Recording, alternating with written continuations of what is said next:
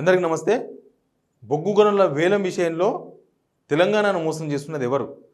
కేంద్రంలో ఉన్న ఎన్డీఏ ప్రభుత్వమా, రాష్ట్రంలో ఉన్న కాంగ్రెసా, లేదా మొన్నటిదాకా రాష్ట్రాన్ని పరిపాలించిన బీఆర్ఎస్ఆ?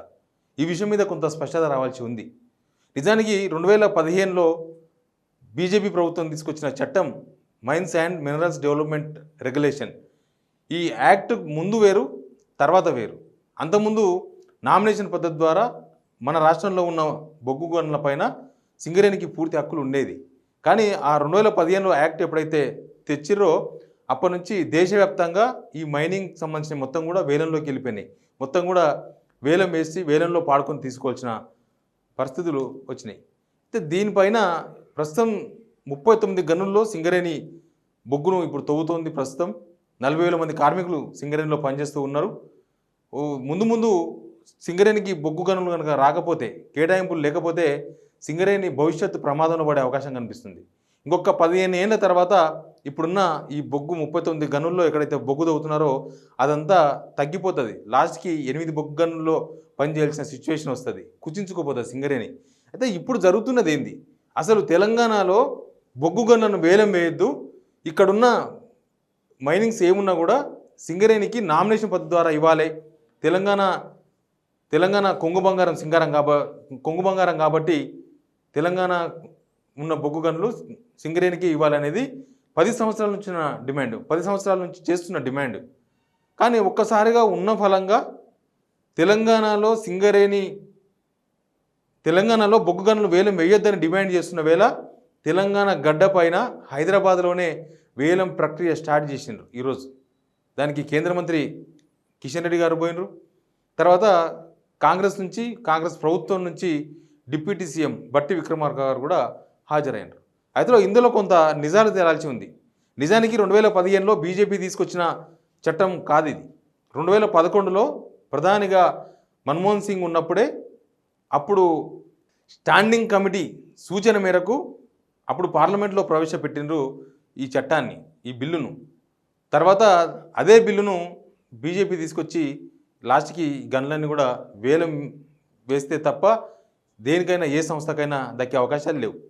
ఇప్పుడు ఈ వేలం జరుగుతున్న దానిలో మొత్తం 60 గనుల వేలం జరగబోతుంది వివిధ రాష్ట్రాలలో. దానిలో తెలంగాణ నుంచి ఒక గని మాత్రమే ఉంది, అది శ్రావణపల్లి అంటున్నారు అందరూ. శ్రావణపల్లి గని ఇప్పుడు పోటీపడి ప్రైవేటు సంస్థలతో పోటీపడి సింగరేణిని దక్కించుకోవాలి, లేకపోతే సింగరేణికి అది కూడా దక్కదు. అసలు ఈ వేలమే వద్దు, తెలంగాణలో ఉన్నాయి, తెలంగాణ సింగరేణికి ఇవ్వండి సరిపోతుందని చాలా రోజుల నుంచి అందరూ చేస్తున్న డిమాండే. కానీ ఏమైందో ఏమో ఈరోజు ఒకవేళ కాంగ్రెస్ ప్రభుత్వం కనుక దీన్ని వ్యతిరేకించాలనుకుంటే, రాష్ట్రంలో ఉన్న ప్రభుత్వం, కిషన్ రెడ్డి ప్రోగ్రాంకు డిప్యూటీ సీఎం బట్టి విక్రమార్క గారు హాజరు కాకూడదు. ఎందుకంటే మీరు పోయిన కార్యక్రమమే వేలం వేసే కార్యక్రమం. మీరు వేలాన్ని వ్యతిరేకించినట్టు ఎట్లా అవుతుంది? మీరు పోయి వినతి పత్రం ఇచ్చిండ్రు, ఓకే, వినతి పత్రంలో చాలా అంశాలు పేర్కొన్నారు, మంచిది. కానీ మీరు వినతిపత్రం ఇవ్వడం ద్వారా ఇప్పుడు ఆ వేలం వేసే కార్యక్రమం ఆగిపోయిందా? వేలం వేసే కార్యక్రమాన్ని కేంద్ర ప్రభుత్వం విరమించుకుందా? మీరు అక్కడే కిషన్ రెడ్డి గారితో కలిసిండ్రు, అదే వేదిక మీద ఉన్నారు, కిషన్ రెడ్డి గారికి వినతిపత్రం ఇచ్చిండ్రు, అక్కడనే భోంచేసిండ్రు, అన్నీ చేసిండ్రు. మీరు ఈ సింగరేణిని దక్కకుండా ఈ బొగ్గు గనుల వేలాన్ని మీరు ఎట్లా అడ్డుకున్నట్టు? బొగ్గు గనుల వేలం విషయంలో మీ వైఖరి ఏందనేది దీని ద్వారా స్పష్టం కాలేదా? బిల్లు తీసుకొచ్చింది కాంగ్రెస్, ఆ బిల్లును పాస్ చేసింది బీజేపీ పార్లమెంట్లో. ఇప్పుడు ఆ ఒక్క బొగ్గు గని శ్రావణపల్లి ఆర్ అదర్స్ ఏదైనా కావచ్చు, ఆ బొగ్గు గని కూడా ప్రైవేట్ వాళ్ళు దక్కించుకుంటే సింగరేణికి ఇప్పుడేం దక్కదు. ఇక సింగరేణి లాస్ట్ 10 ఇయర్స్లో ఇక్కడ ఉన్న బొగ్గు గనులు ఏది కూడా కేంద్ర ప్రభుత్వం వేలం వేయలేదు. ఈ పాయింట్ చాలా ముఖ్యమైనది. ఎందుకంటే ఇక్కడున్న రాష్ట్ర ప్రభుత్వం వేలం వేయనీయలేదు, ప్రధానిని గెలిచిండ్రు. అప్పుడు దేశమంతా అన్ని రాష్ట్రాలలో అన్ని బొగ్గు గనులు వేలం వేసింది 10 సంవత్సరాల్లో. కానీ ఇక్కడ మాత్రం వేయలేదు.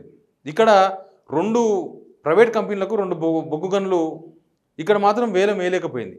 కానీ ఇప్పుడు సులువుగా కేంద్ర ప్రభుత్వం తెలంగాణలో బొగ్గు గనులను వేలం వేయడం, ఆ బొగ్గు గనుల వేలాన్ని హైదరాబాద్ గడ్డ మీద, తెలంగాణ గడ్డ మీద ఆ వేలం కార్యక్రమాన్ని ప్రారంభించడం కొంత ఆలోచించదగ్గదే. ఎందుకంటే ఒకవేళ ఇక్కడ ప్రభుత్వం కనుక వ్యతిరేకిస్తే ఇక్కడ ఆ కార్యక్రమం జరిగేదే కాదు.